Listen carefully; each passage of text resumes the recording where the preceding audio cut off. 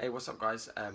Thanks for tuning in for another video. So, this video is very much requested. I've had a lot of messages actually asking me to do this, so I'm going to do it now, and try and get it out to you on this fine Sunday evening here in Brighton, sunny Brighton, England here.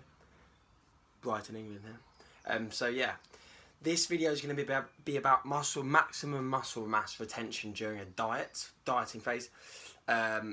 Making sure training stays fucking bang on and perfect, so execution's on the money on every sort of movement you're doing, and my thoughts behind it, and how obviously making sure that the stimulus in regards to the training stays so on point that tissue has to stick around. So I put a post up midweek. It was roughly regarding sort of how to ensure that you're staying on the specific targeted muscle whilst training, and again, it's a really common thing that I see a lot of is and I used to be this guy as well. Like, you'd go in the gym and I do logbook. I still logbook religiously, and I do aim to apply progressive overload.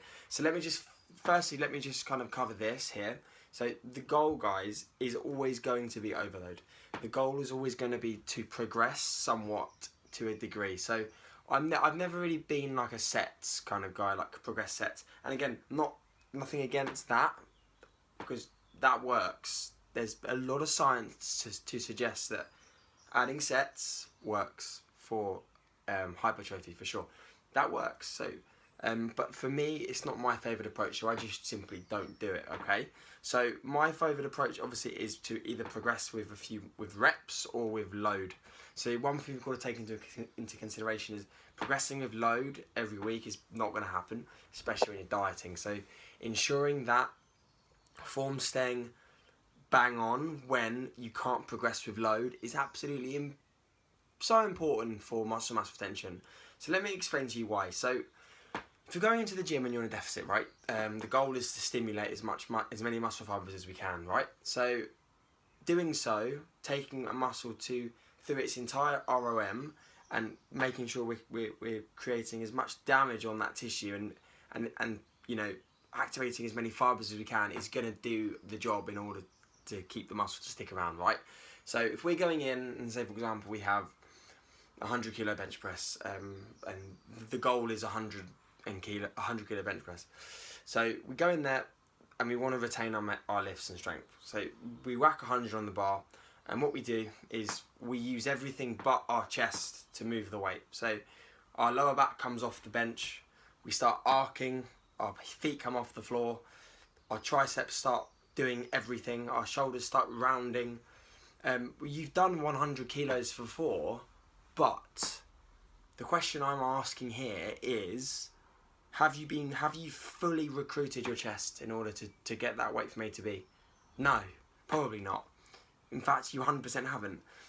You've solely moved it from A to B. So if that's the quality of the sets that you're doing, especially when in a deficit, there is no way on earth you are going to keep your muscle mass, because it has no reason to stick around, right? So what I want to try and keep this short, but my top tip is, when you're dieting in a deficit or even gaining, doesn't matter, as long as you're stimulating maximum muscle fibers and you're creating as much torque and tension through the muscle you're training, and you're taking it through its entire range of motion, you're squeezing it, you're getting it, you're contracting it hard, you're getting it lengthened, and you're doing that consistently, muscle mass won't go anywhere, because you're putting it under enough stress and tension for it to stick around, right?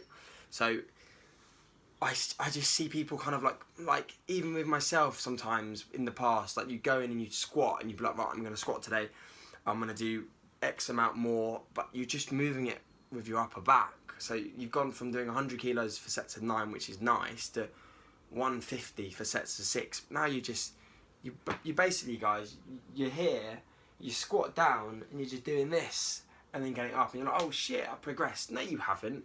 That's not progression. Progression is not moving the weight from A to B with worse form. Progression is very slow increments via either load or reps or sets, of course, or less rest time. I tend not to really use those as kind of progressions though, really. I never really have done that.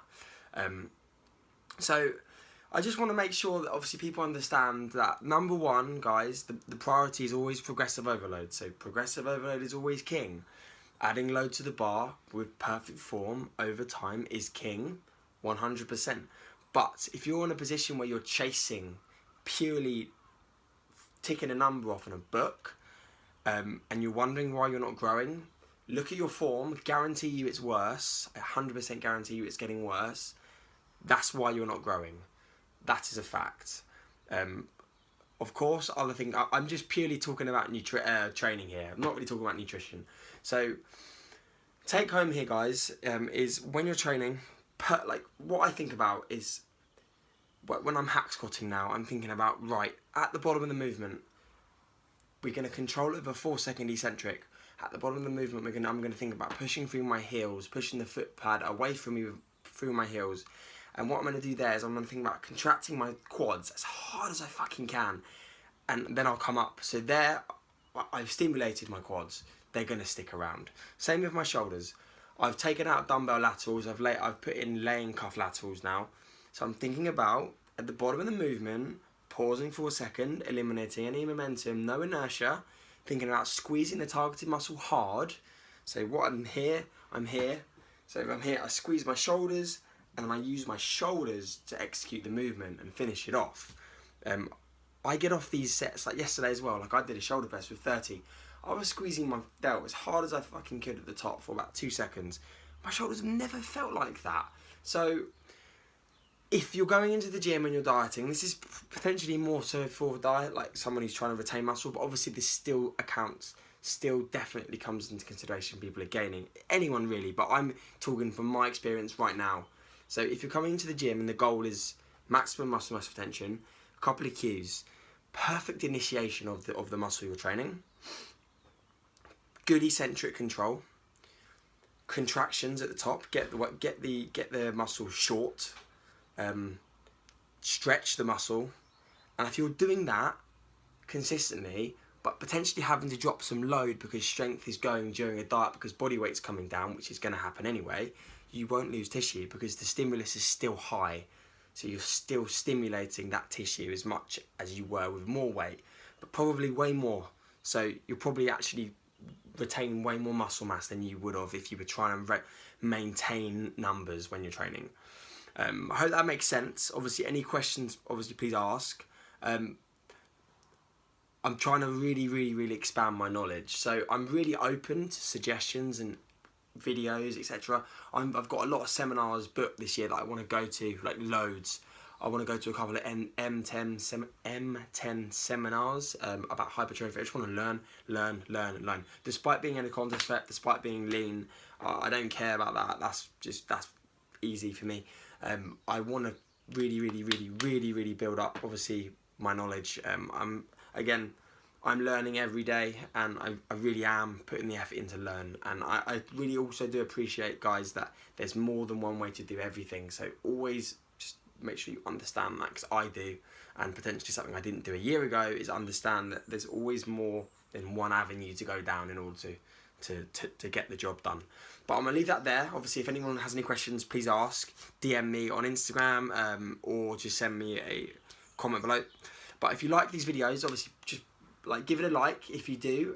If you don't, let me know why, and then potentially comment why, so then I can make them better. Because at the end of the day, guys, as someone trying to obviously reach out to people and put out somewhat informative content for some people, because some people might enjoy this, if you don't like it, let me know why, so then I can improve on it. And because you're never going to be able to improve unless you know what you're not doing so well at, right? But yeah, I'll leave that there. No more rambling. But again, anyone has any questions, please ask. If not, we will chat soon. Cheers, guys.